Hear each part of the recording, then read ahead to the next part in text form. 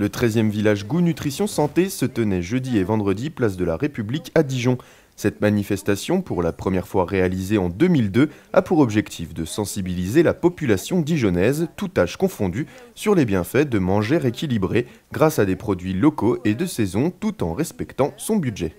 Il faut que la nutrition équilibrée soit à la portée de tous, donc la nutrition mais aussi l'activité physique. Et vous voyez là-bas, il y a des activités physiques adaptées à tous les âges.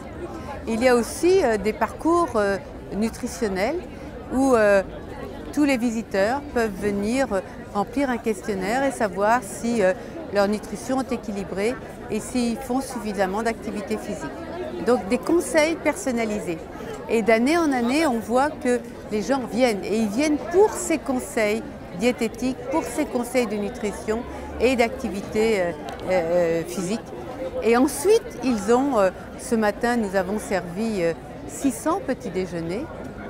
Et puis cet après-midi, ce sont des chefs dijonnais qui sont là pour expliquer comment cuisiner les restes. Comment, avec les restes que l'on a chacun dans nos frigidaires, eh bien avec un peu d'imagination et avec les recettes qu'on donne aux gens et un peu de savoir-faire, eh bien on arrive à des mets vraiment très intéressants. Et donc on lutte contre le gaspillage. Et ça c'est nouveau aussi, ce souci maintenant que nous partageons d'ailleurs avec la direction de l'agriculture et de l'alimentation, de faire attention à ne pas gaspiller. Des conseils pour bien manger tout en préservant son porte-monnaie, c'est le fer de lance de ces journées. Et en 12 ans, les mentalités des Dijonnais ont évolué. D'année en année, les Dijonnais savent maintenant qu'il faut aller acheter des produits frais, des produits locaux, cuisiner léger, réduire sa consommation de gras, de sucre, et ça va de mieux en mieux.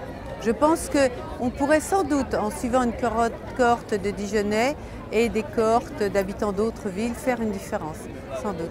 C'est impressionnant. Vous voyez, plus de 600 personnes ce matin, maintenant on en est déjà à plus de 300 cet après-midi. Et hier, nous avions des scolaires et on avait environ 300 scolaires qui sont venus toute la journée avec leurs enseignants. Et c'est vraiment très satisfaisant. Alors cette année, chaque année, on a des petites surprises et cette année, on a des poussins. Et les enfants étaient enchantés de voir des poussins, des petites cailles, d'autres types de volailles. On a même un coq, peut-être vous aurez la chance de l'entendre chanter. Voilà. Et comme ça, on peut apprendre aux enfants et à tout le monde la filière entre le potager qui est là et qui est très beau, avec son compost, et puis la volaille qui va picorer les graines, et puis ensuite on aura des œufs et on fera des omelettes. Et ce matin, dans les petits déjeuners, il y avait des omelettes de cerveau. Donc on a une cohérence. Voilà, dans la filière alimentaire. Des efforts à poursuivre puisque selon WeThings, Dijon serait 11e au rang des villes de plus de 100 000 habitants les plus en surpoids de France. Malgré tout, nous ne pouvons que saluer ces initiatives, tout public, de grande envergure, réalisées avec de nombreux partenaires locaux spécialistes du domaine de l'alimentation santé. D'ailleurs, grâce au succès rencontré à Dijon, l'événement devrait s'exporter dans d'autres villes françaises pour qu'enfin, la prévention porte ses fruits. Une réaction ? Un témoignage ? Commentez ce reportage sur dijonsanté.fr.